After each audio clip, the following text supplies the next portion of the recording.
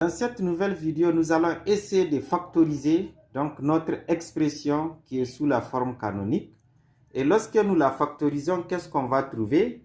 On va avoir a facteur de x plus b sur 2a moins racine de delta sur 2a qui multiplie x plus b sur 2a plus racine de delta sur 2a égale à 0.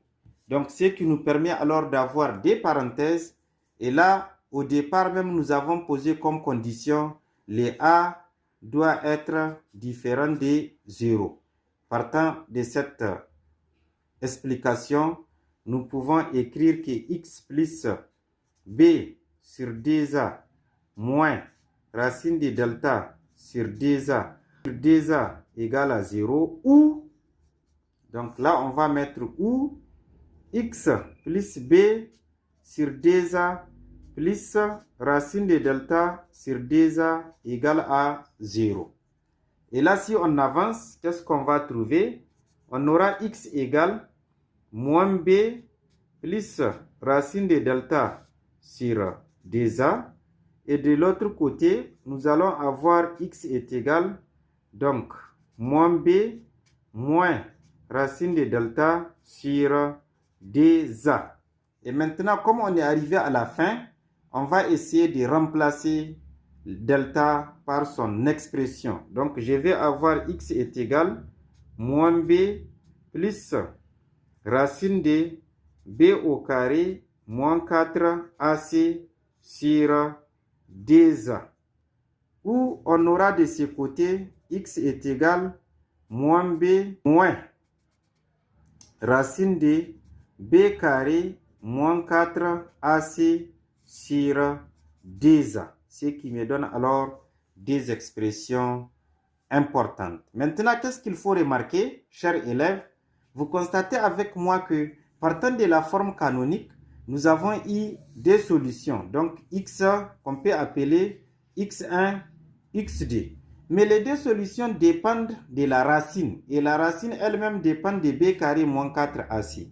Donc, si on prend notre équation ax carré plus bx plus c égale à 0, quand on me demande de résoudre cette équation, je vais tout simplement prendre la valeur de a, de b et celle de c, remplacer dans les deux équations. Maintenant, il peut arriver que quand je remplace a, b et c par leur valeur, que la racine s'annule.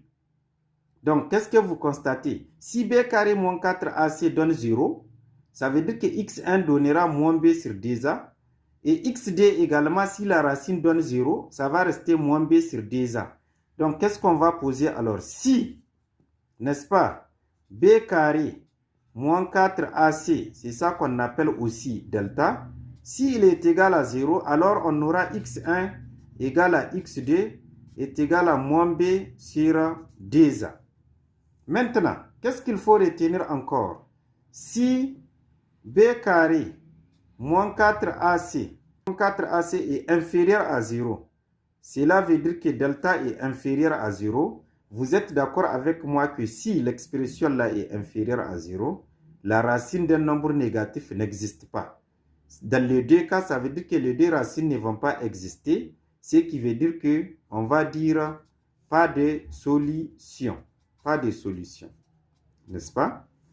Et si, maintenant, dernière condition, si b carré moins 4ac est supérieur à 0, je dis bien, si b carré moins 4ac est supérieur à 0, cela sous-entend que si ça donne un nombre positif, ça veut dire que la racine existe.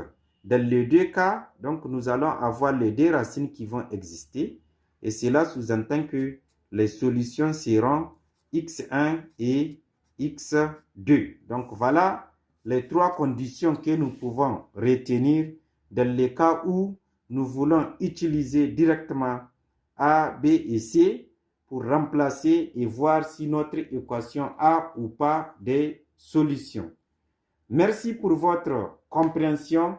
Dans la vidéo qui va suivre, nous allons vous expliquer la notion de somme et produit dans les cas où delta est supérieur à 0,